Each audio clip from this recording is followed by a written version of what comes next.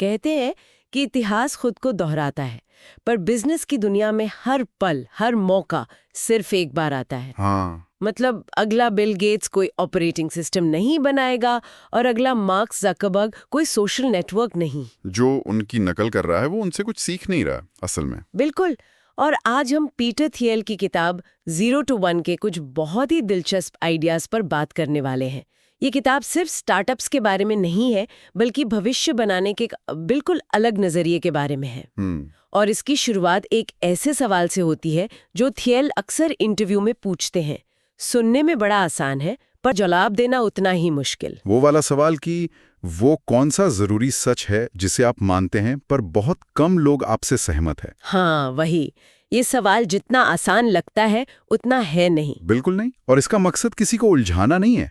वो बस ये देखना चाहते हैं कि कोई इंसान भीड़ से अलग अपने दम पर सोच सकता है या नहीं। अच्छा। क्योंकि थेल के मुताबिक दुनिया में तरक्की मतलब प्रोग्रेस दो ही तरीकों से होती है। एक है हॉरिजॉन्टल प्रोग्रेस, यानी 1 से n तक जाना। हाँ, मतलब जो चीजें पहले से काम कर रही हैं बस उन्हीं की नकल करना, उन्हें और फैलाना। ग्लोबलाइजेशन इसका सबसे अच्छा उदाहरण है। और दूसरा तरीका? दूसरा है वर्टिकल प्रोग्रेस, यानी 0 से 1। कुछ ऐसा बनाना जो पहले था ही नहीं, बिल्कुल नया। जिसके लिए वो शब्द इस्तेमाल करते हैं, टेक्नोलॉजी। एग्जैक्टली। जैसे अगर आपके पास एक टाइपराइटर है और आप वैसे ही 100 और बना दें तो ये 1 से n है। पर अगर आप उस टाइपराइटर से एक वर्ड प्रोसेसर बना देते हैं तो वो 0 से 1 का सफर है। और थियल का मानना है कि ज्यादातर लोग सोचते हैं कि भविष्य ग्लोबलाइजेशन से तय होगा, लेकिन सच ये है कि टेक्नोलॉजी ज्यादा मायने रखती है।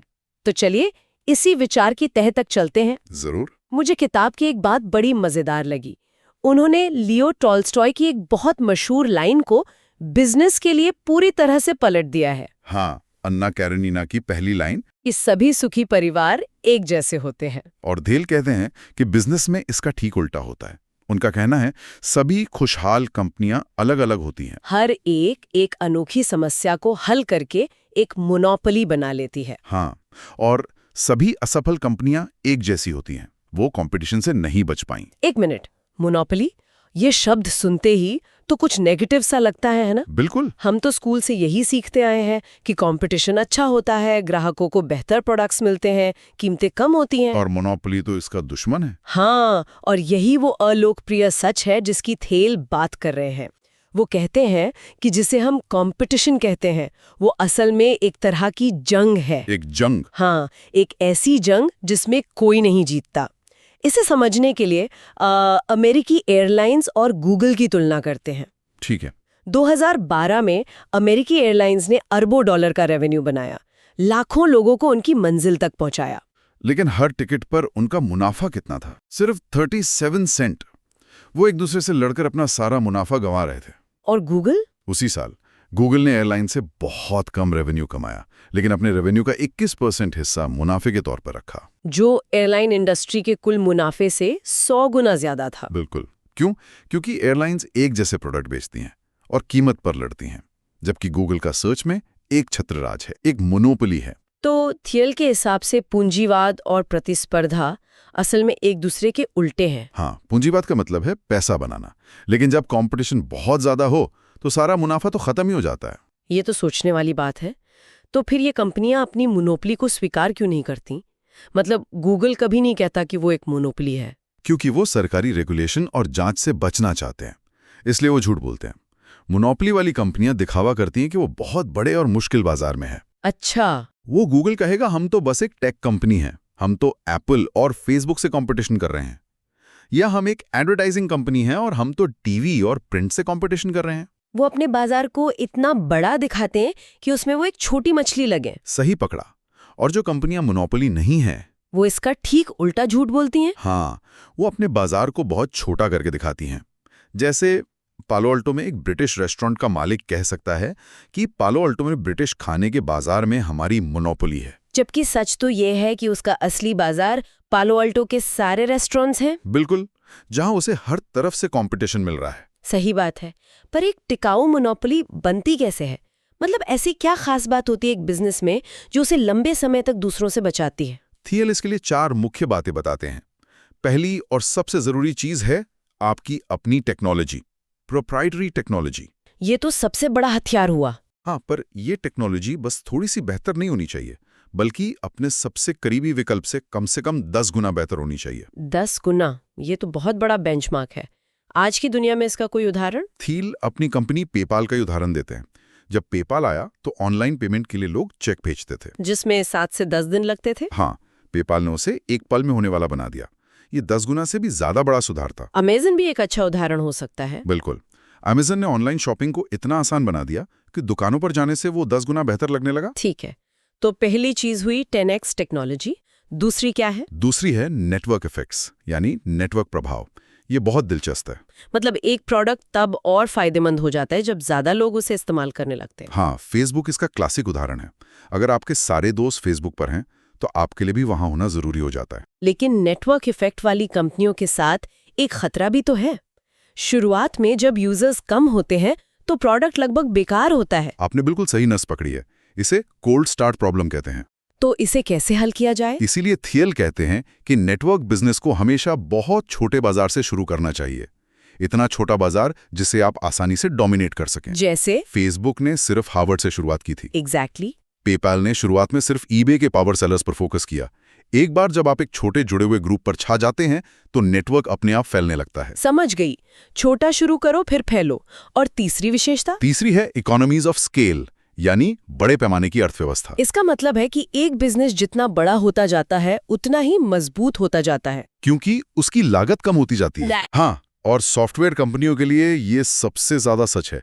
एक सॉफ्टवेयर बनाने में बहुत खर्च आता है, लेकिन एक बार बन जाने के बाद उसकी एक और कॉपी बनाने का खर्च, मतलब मार्जिनल कॉस्ट, लगभग शून्य होता है। और आखिरी चौथी चीज? चौथी है ब्रांडिंग, एक मजबूत ब्रांड बनाना। एप्पल सबसे बड़ा उदाहरण। लोग मानते हैं कि एप्पल एक लग्जरी ब्रांड है और वो उसके लिए ज्यादा कीमत देने को तैयार है, पर थील यहाँ एक चेतावनी देते हैं कि ब्रांडिंग अपने आप में कुछ नहीं है। हाँ, एप्पल का ब्रांड सिर्फ अच्छे डिजाइन पर नहीं टिका है, वो उनकी बेहतरीन टेक्नोलॉजी, उनके बड़े स्केल और मजबूत नेटवर्क इफेक्ट पर बना है। ब्रांडिंग तो बस केक के ऊपर की आइसिंग है। तो ये चारों मिलकर एक ऐसी मजबूत दीवार बनाते हैं जिसे तोड़ना मुश्किल है। चलिए अब थोड़ा पीछे चलते हैं। 90s के दशक के अंत में, जब .com का बुलबुला अपने चरम पर था। थियल अपने पेपाल के दिनों की एक कहानी बताते हैं जहां उनकी टीम अपनी प्रतिस्पर्धी कंपनी X.com को हराने के लिए हफ्ते में 100 घंटे काम कर रही थी, जो इलॉन मस्क की थी। हाँ, माहौल इतना तनाव भरा था कि एक इंजीनियर ने तो मजाक में X.com के दफ्तर पर हमला करने के लिए एक बम का डिजाइन भी बना लिया था। हाँ, मैंने भी पढ़ा था।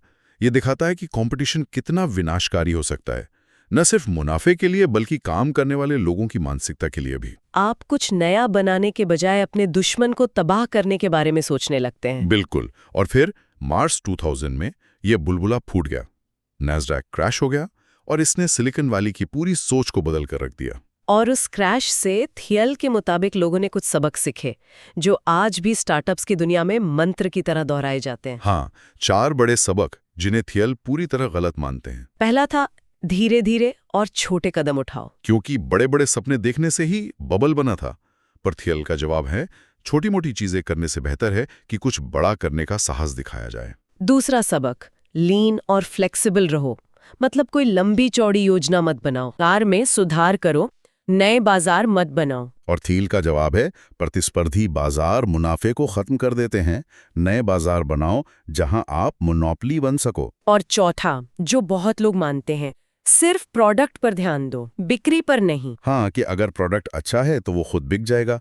इस पर थील कहते हैं, बिक्री भी उतनी ही जरूरी है जितना कि प्रोडक्ट। तो बेसिकली उनका मानना है कि अगली पीढ़ी की महान कंपनियां बनाने के लिए हमें क्रैश के बाद बने इन डरपोक नियमों को तोड़ना होगा। बिल्कुल, और अपने लिए सोचना होगा। इस पर हमेशा बहस होती है, सफलता आखिर है क्या, किस्मत या मेहनत?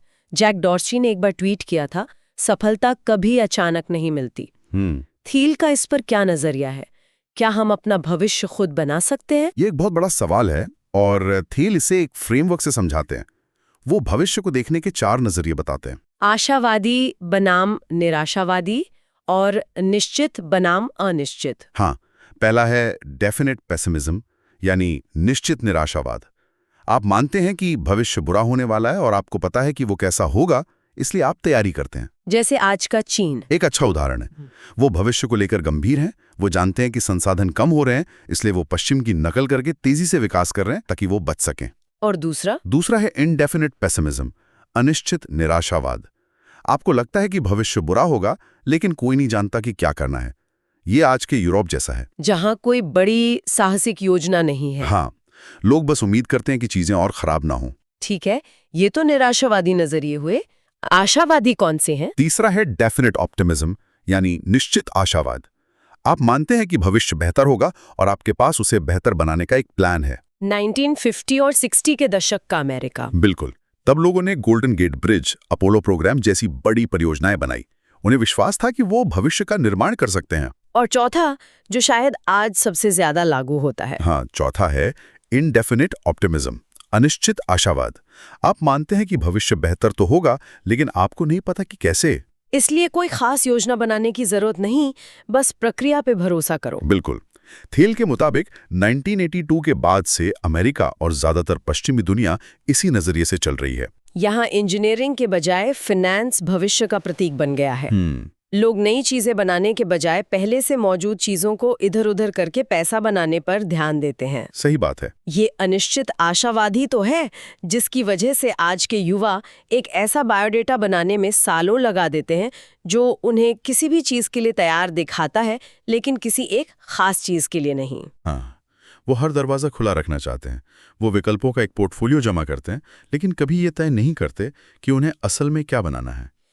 क्योंकि जब भविष्य अनिश्चित लगता है तो आप किसी एक चीज पर दांव नहीं लगाना चाहते। पर थील कहते हैं कि महान चीजें तभी बनती हैं जब आप भविष्य के बारे में एक निश्चित और आशावादी नजरिया रखते हैं, जब आपके पास एक प्लान होता है। तो अगर हम इस पूरी बातचीत को समेटें तो 0 to 1 से सबसे बड़ा सबक ये है कि सच्ची तरक्की नकल करने से नहीं, बल्कि कुछ बिल्कुल नया बनाने से आती है, 0 से 1। और एक सफल बिजनेस बनाने का लक्ष्य कंपटीशन में जीतना नहीं, बल्कि कंपटीशन से पूरी तरह बचना है, एक मोनोपोली बनाकर। और शायद सबसे गहरी बात यह है कि भविष्य कोई लॉटरी नहीं है जिसे हम बस होते हुए देखते हैं। ये कुछ ऐसा है जिसे डिजाइन किया जा सकता है, बनाया जा सकता है। ये बहुत पावरफुल विचार है। एक स्टार्टअप शुरू करना थेल के लिए सिर्फ एक बिजनेस शुरू करना नहीं है, ये इस बात का ऐलान है कि आप दुनिया के एक छोटे लेकिन महत्वपूर्ण हिस्से पर अपनी एजेंसी का दावा कर रहे हैं। मतलब आप ये मानने से इनकार कर रहे हैं कि आपकी सफलता सिर्फ किस्मत पर निर्भर है। बिल्कुल। आप एक लॉटरी टिकट नहीं है, आप अपना भविष्य खुद लिख सकते हैं। और यही सोच शायद सबसे ज्यादा जरूरी है। हाँ, और ये चर्चा हमें एक अंतिम विचार के साथ छोड़ जाती है। अगर हमारे समाज में निश्चित आशावाद की मानसिकता फिर से अपनाई जाए, अगर हम ये विश्वास करें कि हम बड़ी साहसिक योजनाएं बना और उन्हें पूरा कर सकते हैं, तो वो अगली बड़ी परियोजना क्या हो सकती है जिसे हम अगले दशक में पूरा करने का लक्ष्य बना सकते हैं।